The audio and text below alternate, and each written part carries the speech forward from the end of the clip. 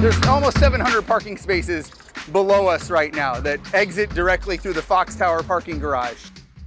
We are standing on top of a parking garage.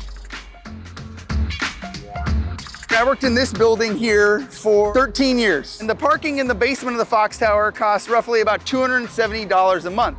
And I haven't owned a car since 2008, so I never drove to work. I rode my bike to work and sometimes took the bus. And my employer was cool. They gave me a bus pass along with anyone else who wanted one. But they also paid for parking for anyone who drove their car to work. So they would pay this $270 a month for them to park. And I worked with a variety of people of ages and abilities, but I definitely had some coworkers that were younger than me, in their 20s, who lived nearby, like on Hawthorne, for example, and drove to work every single day because the parking was free. And if they had just not paid for their parking and maybe even just given them $50 a month, I guarantee you those people would have bought a rain jacket and ridden to work every day instead.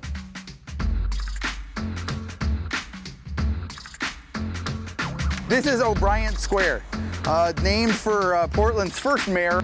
There's about 100 parking spaces under this park, and since 2018, the park's been closed because PBOT found that the parking garage is structurally unsound, and there's not really any money to fix it, and trying to decide how it gets fixed is complicated. So instead of a park, we have a fenced-off, broken parking garage.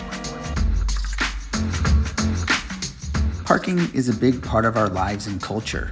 It's the subject of TV show episodes and a big topic at public meetings. But once you realize how much we've given up for abundant and cheap parking, it's hard not to see parking lots and garages as the physical manifestation of some sinister force strangling the city.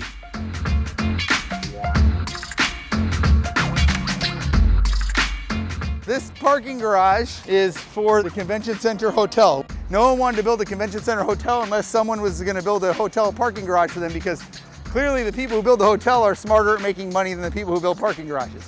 One parking space doesn't do anything, right? I mean, it would be great if we just had one parking space for a car, because they'd have to just sit there and they'd never move again. Great. But usually you have one parking space and you need at least one, if not a couple, somewhere else for that parking space to go. It's like, that's what it is. You're going from one parking space to another parking space. As you build more parking one place, you're gonna have to build more parking other places, and then you're gonna have to widen the road in between forever and ever and ever and ever until it's all roads and parking spaces. Who was alive in 1997 has any idea where they were? That was the day that the first 1,000 parking meters lit up the Lloyd district. The reason for this was the landowners wanted to make a lot of money.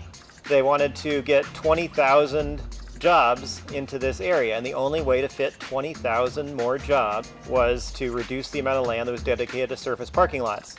Over the next 15 or 20 years, they achieved approximately the same goal that the city of Portland is aiming to achieve, to approximately triple transit use, quadruple bike use, triple walking. All of that was achieved in the Lloyd district in the next 15, 20 years.